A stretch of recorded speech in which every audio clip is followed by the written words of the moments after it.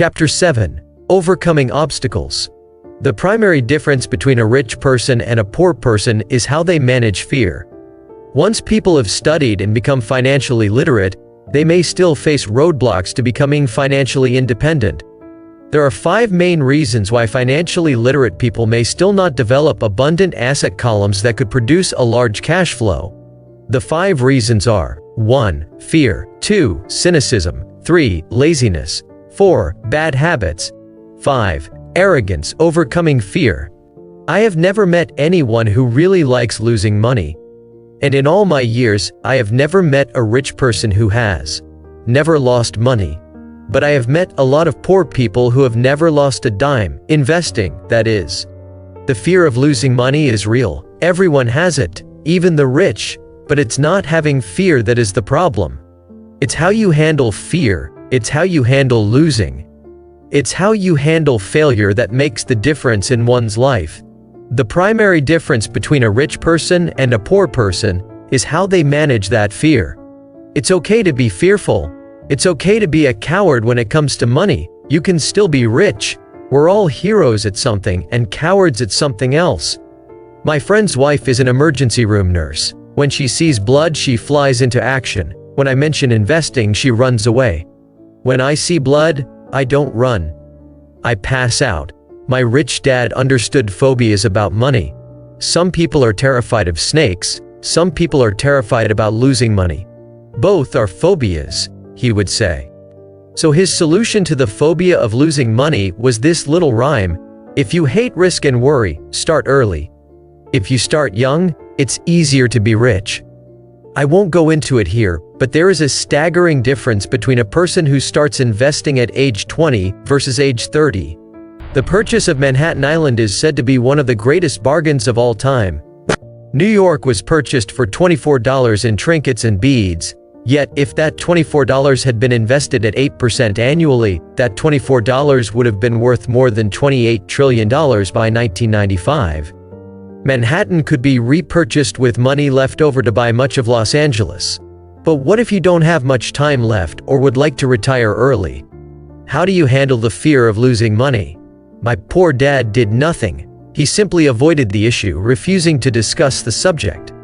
My rich dad, on the other hand, recommended that I think like a Texan. I like Texas and Texans, he used to say. In Texas, everything is bigger. When Texans win, they win big. And when they lose, it's spectacular. They like losing? I asked. That's not what I'm saying. Nobody likes losing. Show me a happy loser and I'll show you a loser, said Rich Dad. It's a Texan's attitude toward risk, reward, and failure I'm talking about. It's how they handle life. They live it big, not like most of the people around here, living like roaches when it comes to money, terrified that someone will shine a light on them, and whimpering when the grocery clerk shortchanges them a quarter. Rich Dad went on.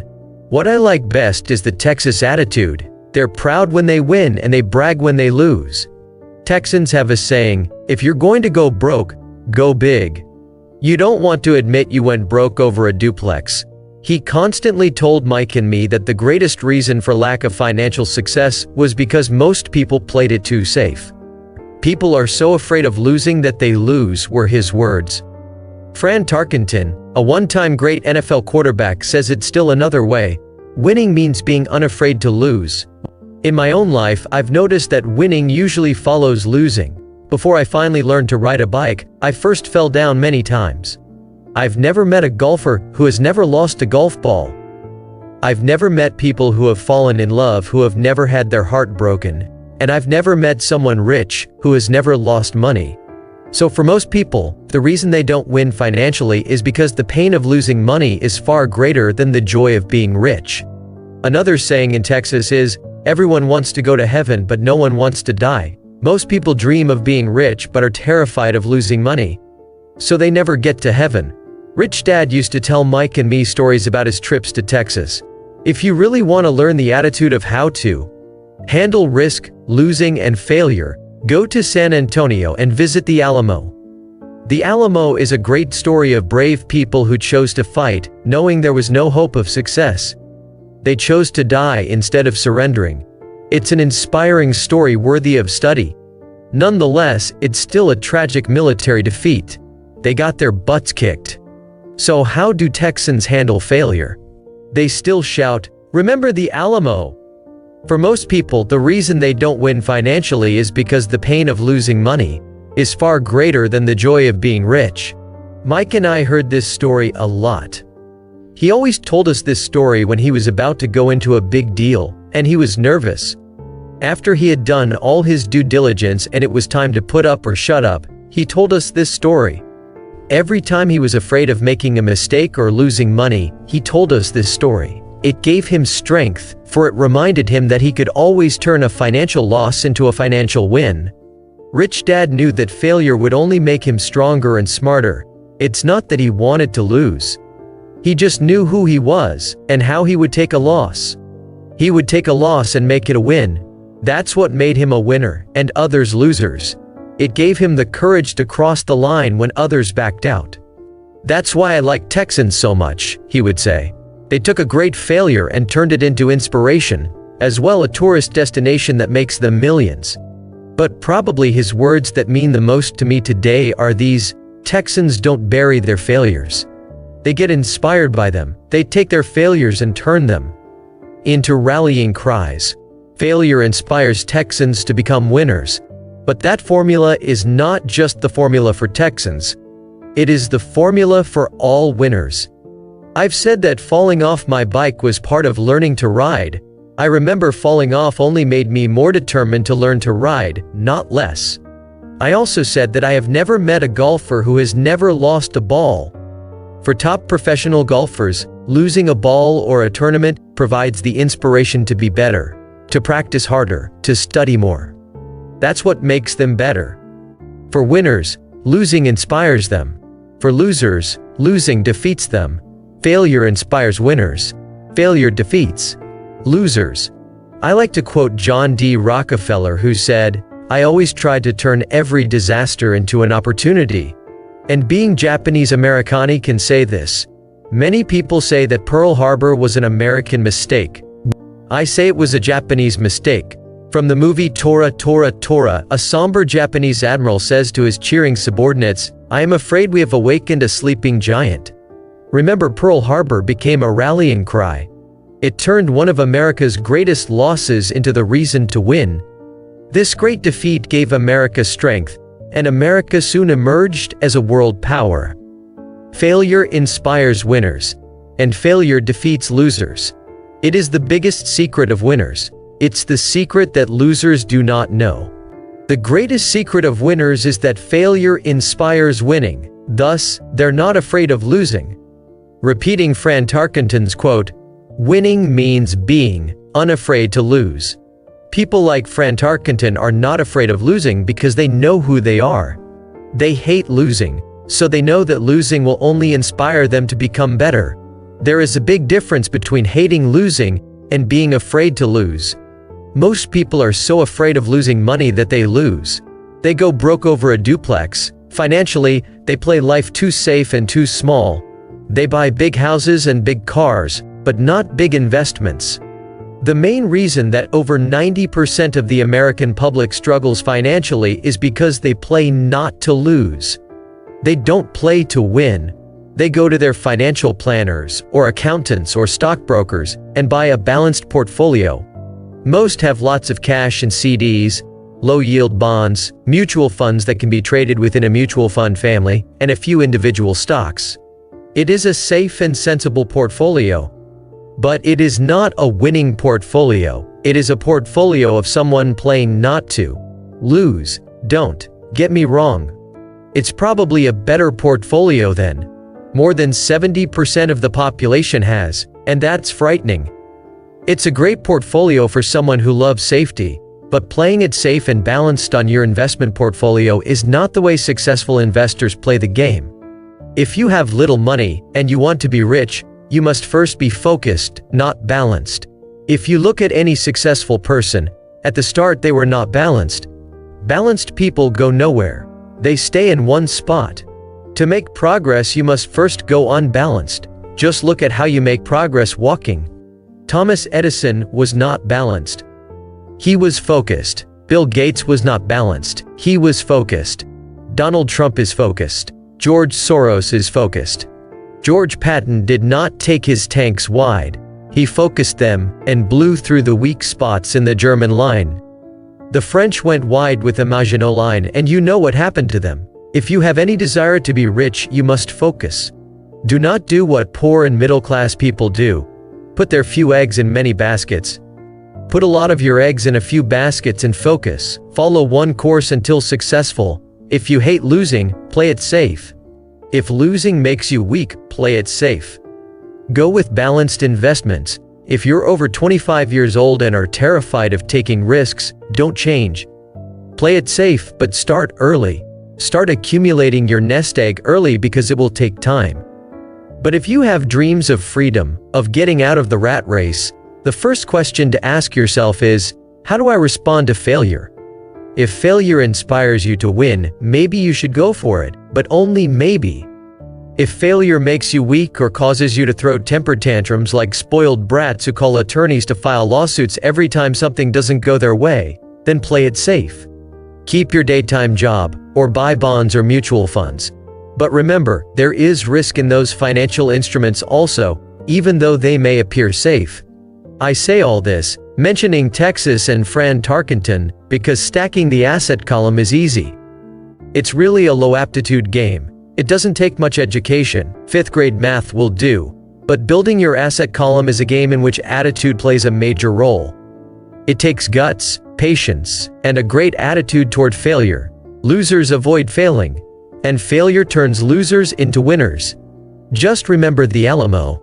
Overcoming cynicism. The sky is falling. The sky is falling. Most of us know the story of Chicken Little who ran around warning the barnyard of impending doom. We all know people who are that way.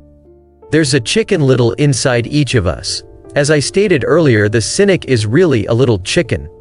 We all get a little chicken when fear and doubt cloud our thoughts. All of us have doubts. I'm not smart. I'm not good enough. So-and-so better than mem. Our doubts often paralyze us. We play the what-if game. What if the economy crashes right after I invest? What if I lose control and I can't pay the money back? What if things don't go as I planned? Or we have friends or loved ones who will remind us of our shortcomings. They often say, "What makes you think you can do that? If it's such a good idea, how come someone else hasn't done it?" That will never work. You don't know what you're talking about.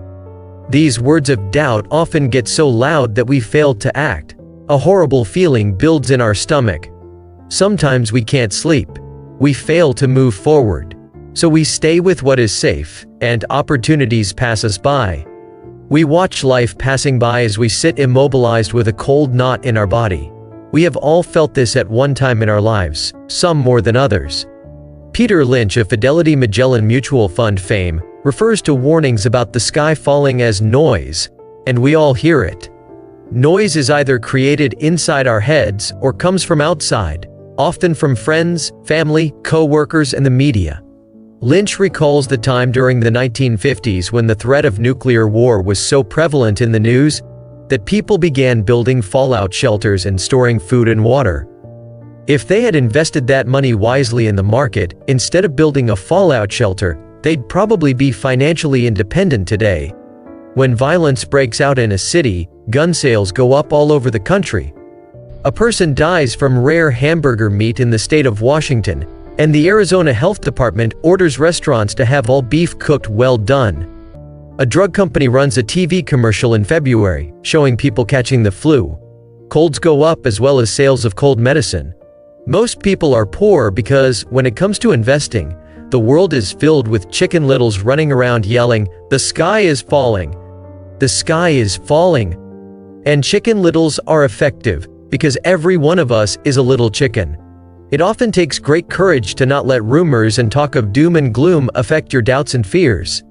But a savvy investor knows that the seemingly worst of times is actually the best of times to make money. When everyone else is too afraid to act, they pull the trigger and are rewarded. Some time ago, a friend named Richard came from Boston to visit Kim and me in Phoenix. He was impressed with what we had done through stocks and real estate. The Phoenix real estate prices were depressed. We spent 2 days showing him what we thought were excellent opportunities for cash flow and capital appreciation. Kim and I are not real estate agents. We are strictly investors. After identifying a unit in a resort community, we called an agent who sold it to him that afternoon.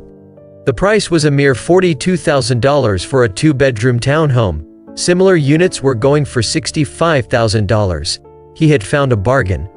Excited, he bought it and returned to Boston.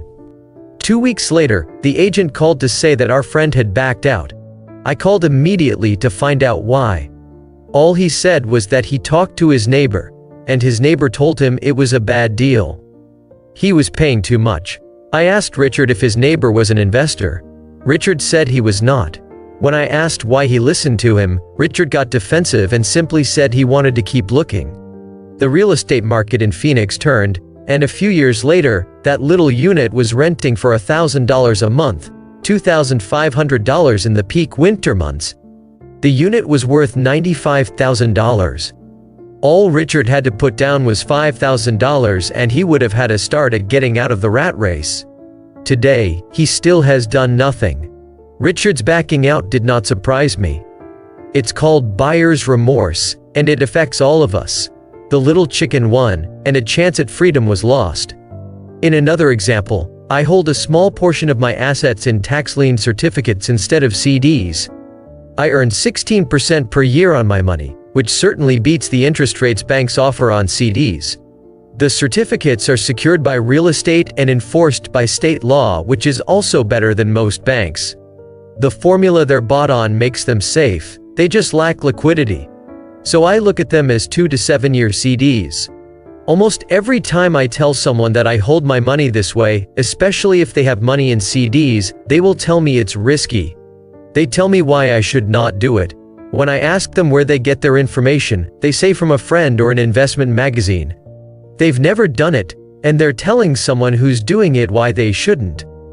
The lowest yield I look for is 16%, but people who are filled with doubt are willing to accept a far lower return. Doubt is expensive. My point is that it's those doubts and cynicism that keep most people poor and playing it safe. The real world is simply waiting for you to get rich. Only a person's doubts keep them poor. As I said, getting out of the rat race is technically easy. It doesn't take much education, but those doubts are cripplers for most people. Cynics never win, said Rich Dad. Unchecked doubt and fear creates a cynic. Cynics criticize and winners analyze was another of his favorite sayings. Rich Dad explained that criticism blinded while analysis opened eyes. Analysis allowed winners to see that critics were blind, and to see opportunities that everyone else missed. And finding what people miss is key to any success. Real estate is a powerful investment tool for anyone seeking financial independence or freedom. It is a unique investment tool. Yet every time I mention real estate as a vehicle, I often hear, "I don't want to fix toilets. That's what Peter Lynch calls noise." That's what my rich dad would say is the cynic talking. Someone who criticizes and does not analyze. Someone who lets their doubts and fears close their mind instead of open their eyes. So when someone says, "I don't want to fix toilets, I want to fire back," what makes you think I want to? They're saying a toilet is more important than what they want. I talk about freedom from the rat race, and they focus on toilets. That is the thought pattern that keeps most people poor. They criticize instead of analyze. "I don't once hold the key to your success," Rich Dad would say, "because I too do not want to fix toilets. I shop hard for a property manager who does fix toilets. And by finding a great property manager who runs houses or apartments, well, my cash flow goes up. But more importantly, a great property manager allows me to buy a lot more real estate since I don't have to fix toilets." A great property manager is key to success in real estate. Finding a good manager is more important to me than the real estate. A great property manager often hears of great deals before real estate agents do, which makes them even more valuable. That is what Rich Dad meant by "I don't once hold the key to your success." Because I do not want to fix toilets either, I figured out how to buy more real estate and expedite my getting out of the rat race. The people who continue to say, "I don't want to fix toilets," often deny themselves the use of this powerful investment vehicle. Toilets are more important than their freedom. In the stock market, I often hear people say, "I don't want to lose money." Well, what makes them think I or anyone else likes losing money? They don't make money because they choose to not lose money. Instead of analyzing, they close their minds to another powerful investment vehicle, the stock market. I was riding with a friend past our neighborhood gas station. He looked up and saw that the price of gas was going up and thus the price of oil. My friend is a worrywart or a Chicken Little. To him, the sky is always going to fall, and it usually does, on him. When we got home, he showed me all the stats as to why the price of oil was going to go up over the next few years, statistics I had never seen before, even though I already owned substantial shares of an existing oil company. With that information, I immediately began looking for and found a new, undervalued oil company that was about to find some oil deposits. My broker was excited about this new company, and I bought 15,000 shares for 65 cents per share. 3 months later, this same friend and I drove by the same gas station, and sure enough, the price per gallon had gone up nearly 15%. Again, the Chicken Little worried and complained. I smiled because a month earlier, that little oil company hit oil and those 15,000 shares went up to more than $3 per share since he had first given me the tip. And the price of gas will continue to go up if what my friend says is true. If most people understood how a stop worked in stock market investing, there would be more people investing to win instead of investing not to lose. A stop is simply a computer command that sells your stock automatically if the price begins to drop, helping to minimize your losses and maximize some gains. It's a great tool for those who are terrified of losing. So whenever I hear people focusing on their "I don't wants" rather than what they do want, I know the noise in their head must be loud. Chicken Little has taken over their brain and is yelling, "The sky is falling and toilets are breaking." So they avoid their don't wants, but they pay a huge price. They may never get what they want in life. Instead of analyzing, their inner Chicken Little closes their mind. Rich Dad gave me a way of looking at Chicken Little. Just do what Colonel Sanders did. At the age of 66, he lost his business and began to live on his Social Security check. It wasn't enough. He went around the country selling his recipe for fried chicken. He was turned down 1,009 times before someone said yes. And he went on to become a multimillionaire at an age when most people are quitting. He was a brave and tenacious man, Rich Dad said of Harlan Sanders. So when you're in doubt and feeling a little afraid, just do what Colonel Sanders did to his little chicken. He fried it, overcoming laziness. Busy people are often the most lazy. We have all heard stories of a businessman who works hard to earn money. He works hard to be a good provider for his wife and children. He spends long hours at the office and brings work home on weekends. One day he comes home to an empty house. His wife has left with the kids. He knew he and his wife had problems, but rather than work to make the relationship strong, he stayed busy at work. Dismayed, his performance at work slips and he loses his job. Today, I often meet people who are too busy to take care of their wealth. And there are people too busy to take care of their health. The cause is the same. They're busy, and they stay busy as a way of avoiding something they do not want to face. Nobody has to tell them. Deep down they know. In fact, if you remind them, they often respond with anger or irritation. If they aren't busy at work or with the kids, they're often busy watching TV, fishing, playing golf, or shopping. Yet deep down they know they are avoiding something important. That's the most common form of laziness by staying busy. So what is the cure for laziness? The answer is a little greed. For many of us, we were raised thinking of greed or desire as bad. Greedy people are bad people, my mom used to say. Yet we all have inside of us this yearning to have nice, new, or exciting things. So to keep that emotion of desire under control, often parents find ways of suppressing that desire with guilt. You only think about yourself. Don't you know you have brothers and sisters? Was one of my mom's favorites. You want me to buy you what? Was a favorite of my dad. Do you think we're made of money? Do you think money grows on trees? We're not rich people, you know. It wasn't so much the words, but the angry guilt trip that went with the words that got to me. Or the reverse guilt trip was the, I'm sacrificing my life to buy this for you. I'm buying this for you because I never had this advantage when I was a kid. I have a neighbor who is stone broke but can't park his car in his garage. The garage is filled with toys for his kids. Those spoiled brats get everything they ask for. I don't want them to know the feeling of want, are his everyday words. He has nothing set aside for their college or his retirement, but his kids have every toy ever made. He recently got a new credit card in the mail and took his kids to visit Las Vegas. I'm doing it for the kids, he said with great sacrifice. Rich Dad believed that the words, I can't afford it, shut down your brain. How can I afford it? Opens up possibilities, excitement, and dreams. Rich Dad forbade the words, I can't afford it. In my real home. That's all I heard. Instead, Rich Dad required his children to say, how can I afford it? He believed that the words, I can't afford it, shut down your brain. It didn't have to think anymore. How can I afford it? Opened up the brain and forced it to think and search for answers. But most importantly, he felt the words, I can't afford it, were a lie. And the human spirit knows it. The human spirit is very, very powerful, he would say. It knows it can do anything. By having a lazy mind that says, I can't afford it, a war breaks out inside you. Your spirit is angry and your lazy mind must defend its lie. The spirit is screaming, come on, let's go to the gym and work out. And the lazy mind says, but I'm tired. I worked really hard today. Or the human spirit says, I'm sick and tired of being poor, let's get out there and get rich. To which the lazy mind says, rich people are greedy. Besides, it's too much bother, it's not safe. I might lose money, I'm working hard enough as it is. I've got too much to do at work anyway. Look at what I have to do tonight. My boss wants it finished by morning.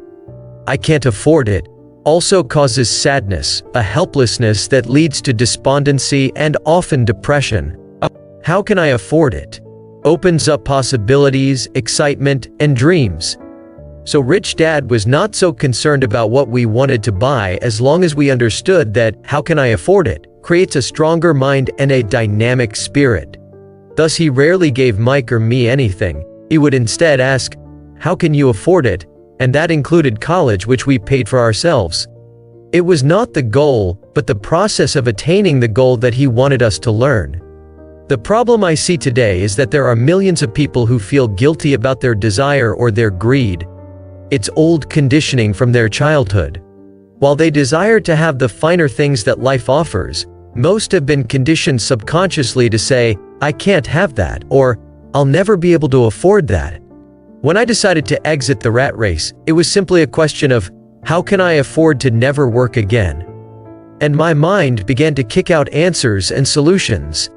The hardest part was fighting my real parents' dogma, we can't afford that. Stop thinking only about yourself.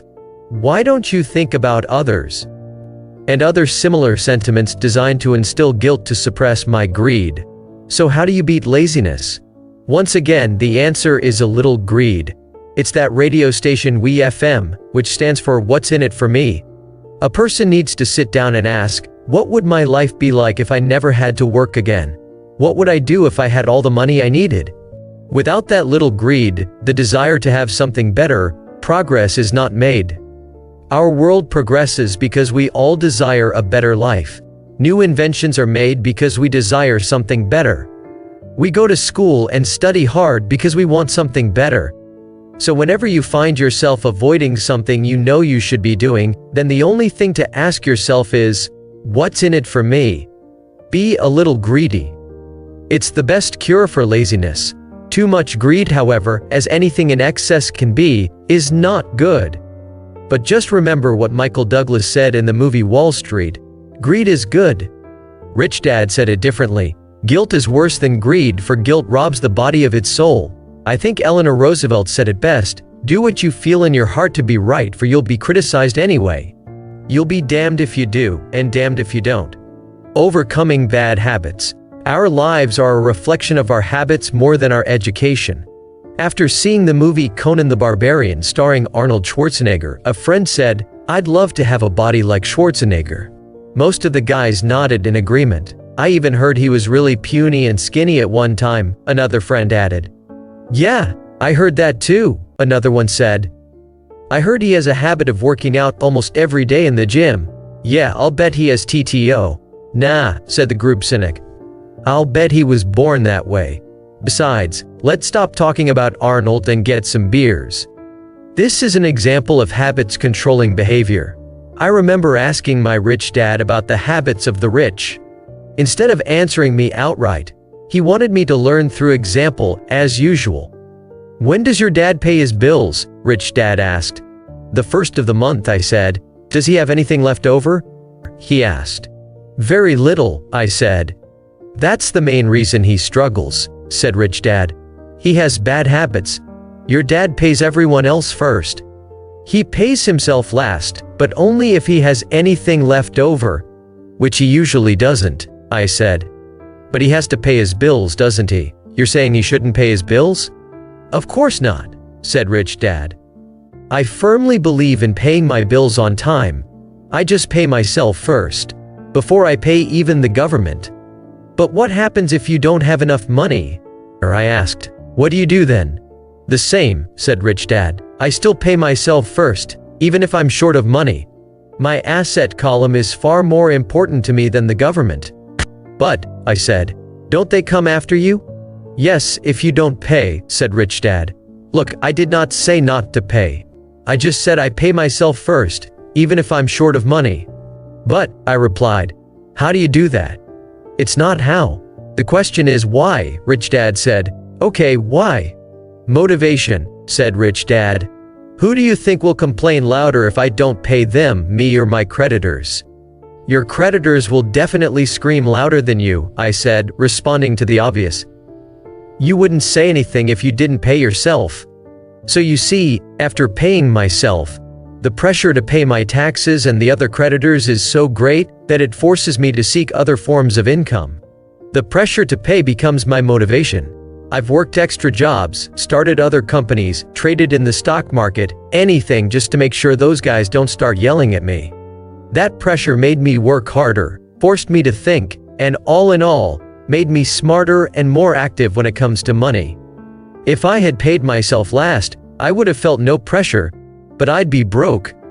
So it is the fear of the government or other people you owe money to that motivates you? That's right, said Rich Dad.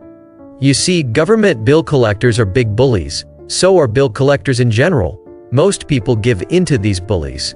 They pay them, and never pay themselves. You know the story of the 98-pound weakling who gets sand kicked in his face?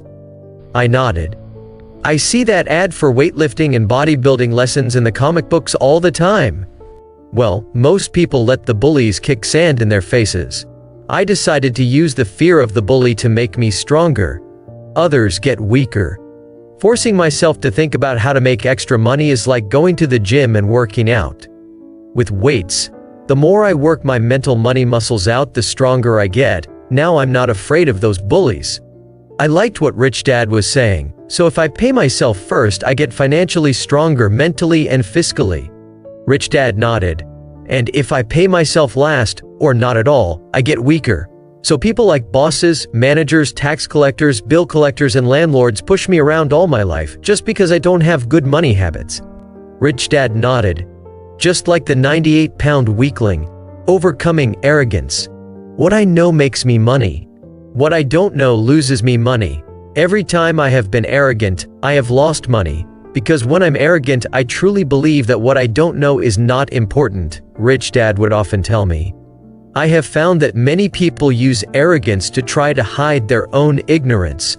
It often happens when I am discussing financial statements with accountants or even other investors. They try to bluster their way through the discussion. It is clear to me that they don't know what they're talking about. They're not lying, but they are not telling the truth. There are many people in the world of money, finances, and investments who have absolutely no idea what they're talking about. Most people in the money industry are just spouting off sales pitches like used car salesmen.